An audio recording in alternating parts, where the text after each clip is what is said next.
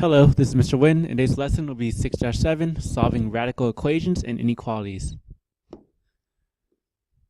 So, radical equations include the radical expressions, things with the root symbol. They're the steps, but basically, if you know that exponents and roots cancel each other out or undo each other, you should be fine, because all we're doing is solving for x. So here's a quick example on the bottom. I have x to the fourth equals 16, and I want to solve for x, which will give that fourth exponent, fourth power. I'm a fourth root both sides. When I do the fourth root, I just get x equals 2. Now, opposite side is true as well. If I have the fifth root of x equals 3, to get rid of the fifth root, I'm going to raise both sides, instead of square both sides, I'm going to raise both sides to the fifth power. You have to match that exponent, or the index. Well, the fifth root to the fifth power just cancels out, it's just x on the left. 3 to the fifth, well, 3 to the fifth is, let's see what number that is.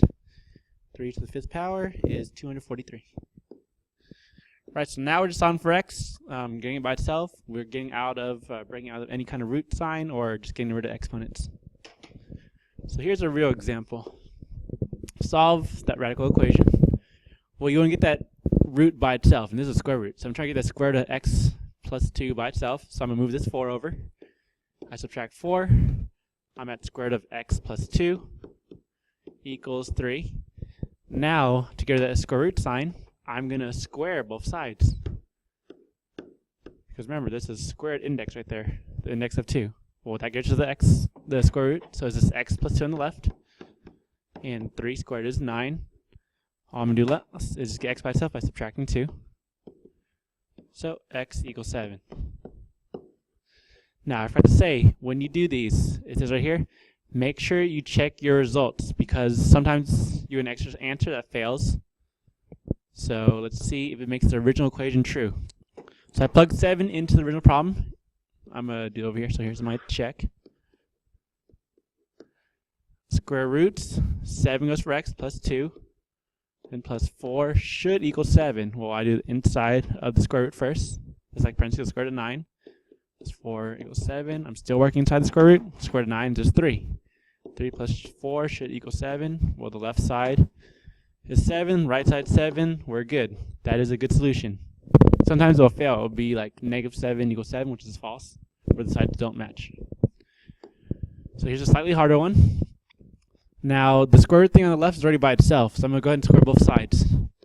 Now, make sure you do this correctly. For the left side, the square root sign's gone. For the right side, remember, I'm going to write this the long way for y'all. When you square a polynomial, right, when there's 2 or more terms that's not being all multiplied, you're just writing it twice. So technically I have to FOIL the right side, I have to multiply or distribute. So when I fix this left side, staying the same, but when I fix this right side, I'll multiply those and these. So 2 times 2 is 4. 2 times negative square root x is negative 2 root x. Negative square root x times 2 is negative 2 squared x. And let's see, negative squared x times negative squared x is positive squared x squared, which is positive x. Alright, I can combine like terms on the right side. So left side is still the same. 4 negative 2 root x minus 2 root x is negative 4 root x, the same ending, plus x. I'm going to get x to one side, so let me subtract x. Well, both of these cancel, so I'm at negative 12 equals 4 minus 4 root x. Well, I'm going to get that root x by itself then, so I'm going to subtract 4 from both sides. So negative 12, no, negative 16 equals negative 4 root x. I need to divide both sides by negative 4. And I'm going to scoot over in a bit. So that turns into positive 4 equals square root of x. To get rid of the square root, I'm going to square both sides.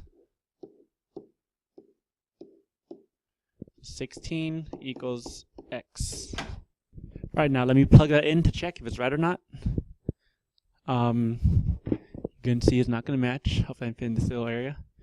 So square root of 16 minus 12 should equal 2 minus square root of 16. Well, inside square root, 16 minus 12 is 4. Equals 2 minus, well, square root of 16 is 4. We know the square root of 4 is 2, so 2 equals 2 minus 4. That simplifies to 2 equals negative 2, which is false. So this answer fails. It is not a good solution. There's no solution here.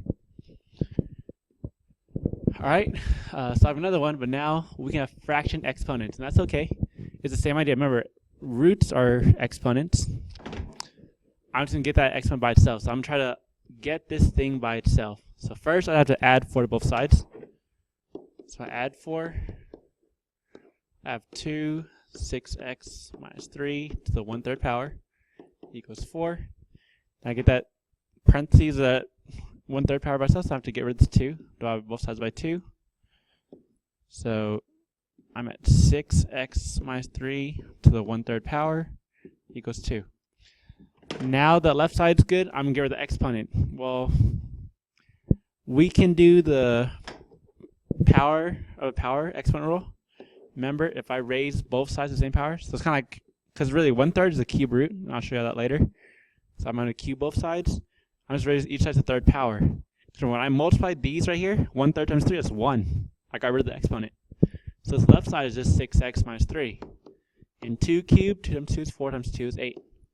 I solve this, so I add 3 to both sides. So I'm now at 6x equals 11. I divide both sides by 6. And there's my answer. X equals 11 over 6. And we can plug in to see if it's true or not. So I'll use a calculator for that. So I'll just type 2 parentheses 6 parentheses x is the fraction 11 over 6 minus 3 close parentheses to the 1/3 power 1 over 3, and all of that minus 4 should give me 0, and it does. So I plugged it in using calculator. I got 0 on the left side, 0 on the right side. That checks out. Here's another one.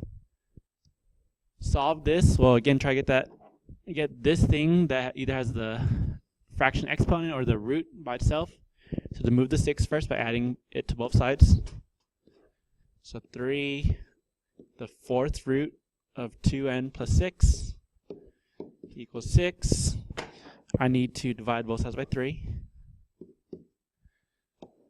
So all I have now is the 4th root of 2n plus 6 equals 2.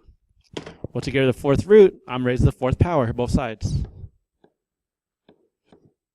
The 4th root's now gone. It's just 2n plus 6 on the left. The right side, 2 to the 4th power. That is 16. I just did regular algebra, so I subtract 6 to get n by itself. So 2n equals 10.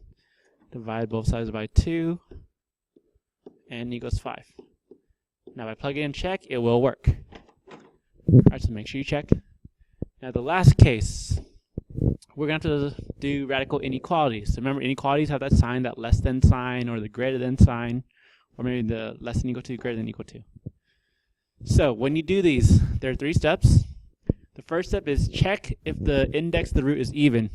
That means see if we're doing a square root, a 4th root, a 6th root. Because remember, when we do a square root, the number inside can't be negative. If it is, there's I, it's imaginary, and we only care about the real stuff.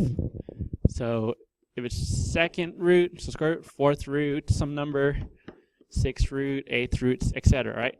If you see that, we have to make sure it's not negative. We're gonna do this. We just set that inside part to be greater than or equal to 0. And that's kind of like a side problem, like a first case. Then we just solve it normally, like we did those last slides. At the very end, you test values, you do test points if you want to check. So let me do one. Solve this. So first, it's inequality. We're going to do some shading, of course. But we are taking a square root right there. Remember, square roots, we don't want imaginary, so we're going to keep it positive. So my side problem, my first case is going to be 5x minus 10 has to be bigger than or equal to 0. Otherwise, I have imaginary answers. Well, regular algebra, so add 10 to both sides. So 5x greater than or equal to 10. And then I divide by 5. I do not put the sign because I'm not dividing by negative. That's my first part. And I'm going to use that later. Now I just solve the whole thing like normal. So earlier, to get the square root thing by itself, I'm going to get this by itself by subtracting the 3. So I'm at square root of 5x minus 10 less than or equal to 5. To get rid of the squared root, I'm going to square both sides. Raise the second power. So the left side is now just 5x minus 10. The right side, 5 squared is 25. Solve for x, so I'm going to add 10 to both sides. 5x is less than or equal to 35. And last step is divide by 5. So x is less than or equal to 7. Now I'm going to combine these two answers to 1, and then we're good. So notice that x is bigger than 2, but less than 7. So I can write that as one compound inequality.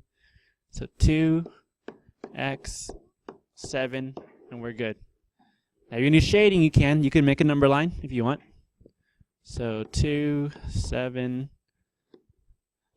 it's closed on both points, and x is in between. This is the and. All right, so anything between them will work. Anything outside them will fail. And here's a practice problem. Try it. If you get the answer 38, you should be good. All right, thanks for watching. This is Mr. Rowan. See you in class.